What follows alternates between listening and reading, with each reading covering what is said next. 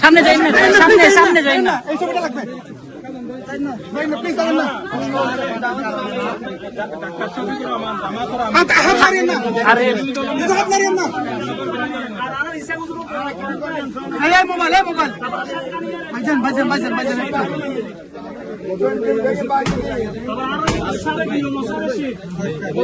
সামনে যাই না, সামনে যাই না। মোবাইলটা পিছন থেকে নিতে হবে। এখানে হিন্দু সম্প্রদায়ের লোকেরাই বেশি বসবাস করেন, তবে সবাই মিলেমিশে এখানে আছেন। আমরা এখানে এসে যা জানতে পারলাম, বাঁশখালীর দক্ষিণাঞ্চল আরো বেশি ক্ষতিগ্রস্ত, পশ্চিমাঞ্চলও ক্ষতিগ্রস্ত। আমরা যেতে পারবো কিনা জানি না, আমরা যতদূর সম্ভব যাব। তারপরে এখান থেকে আবার আমরা একটা সাতকানিয়া যাব। আবার চট্টগ্রাম মহানগরে অনেক অংশ খুব খারাপভাবেই প্লাবিত, সেগুলো আমরা দেখব। আমাদের এখানে আসার মূল উদ্দেশ্য হচ্ছে চিত্রটা স্বচক্ষে দেখা, মানুষ কতটা কষ্টে আছে, বন্যার ভিতরে মানুষ বসবাস করছে কিভাবে, খাচ্ছে কি, থাকছে কোথায়, এই বিষয়গুলো আমরা স্বচক্ষে দেখার জন্য এখানে এসেছি। আমাদের সাথে এখানে এই আসনে আপনাদের নির্বাচিত এমপি জনাব জহুরুল ইসলাম সাহেব আছেন। তারপরে আমাদের এই অঞ্চলের কেন্দ্রীয় নেতা জনাব মোহাম্মদ শাহজাহান আছেন, আর সাতকানিয়া জনাব শাহজাহান চৌধুরী আছেন, চট্টগ্রাম মহানগরী আমির জনাব নজরুল ইসলাম সাহেব সহ আরো অনেকেই আছেন, এই দক্ষিণ জেলার সেক্রেটারি সহ আরো অনেকেই এখানে আমাদের সাথে আছেন। আমরা আজকে সারাদিন আপনাদের সাথেই কাটাবো। এখান থেকে কাটিয়ে আমরা ইনশাআল্লাহ রাত্রে ঢাকার দিকে ফিরবো।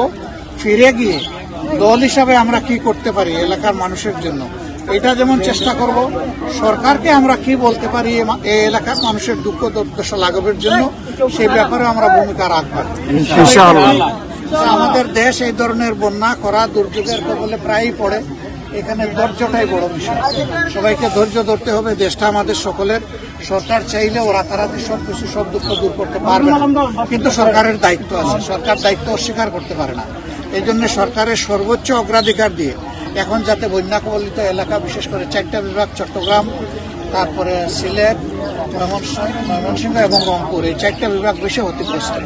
আমরা সরকারের কাছে এখান থেকেই দাবি জানাচ্ছি যে সরকার যেন সর্বোচ্চ গুরুত্ব দিয়ে অগ্রাধিকার দিয়ে এই এলাকাগুলোকে দেখে। বাঁশখালী অবশ্যই তার থেকে বাদ যাবে না। আমরা চট্টগ্রামে এসে যতটুকু বুঝতে পারছি যে কয়টা এলাকা বাংলাদেশের মধ্যে সবটাই সেইটা ক্ষতিগ্রস্ত, বাঁশখালী তাদের একটা। তো এই জন্যে আমরা কক্সবাজার তো ভাই চট্টগ্রাম বিভাগের ভিতরেই আছে, এই জন্য বলছি যে সারা বিভাগই তো এখন পানির মধ্যে। ওই শুধু কক্সবাজার কেন, ওইদিকে বান্দরবনও তো ক্ষতিগ্রস্ত দারুণভাবে, অনেকগুলোই ক্ষতিগ্রস্ত। পাহাড় দশে 33 জন মানুষ এ পর্যন্ত মারা গেছে। আমরা তাদের প্রতি গভীর শোক এবং সমবেদনা জ্ঞাপন করছি, তাদের আত্মার মাগফিরাত কামনা করছি। আমরা এই পরিবারগুলোর পাশে দাঁড়াবো।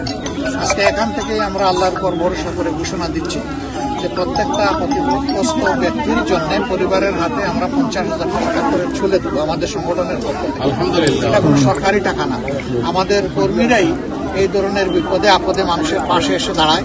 ওই তাদের দেওয়া অনুদানগুলোই আমরা এই সমস্ত পরিবারের হাতে পৌঁছে দেব। তবে যদি কোনো পরিবার সচ্ছল হয় আর তারা না নিতে চায় সেটা ভিন্ন, কিন্তু আমরা চাইব তাদের হাতে পৌঁছে দেওয়ার জন্য। এছাড়াও বন্যা কবলিত এলাকার জন্য আমাদের পক্ষ থেকে ইনশাআল্লাহ আমাদের সামর্থ্য মতো কিছু সহযোগিতা থাকবে।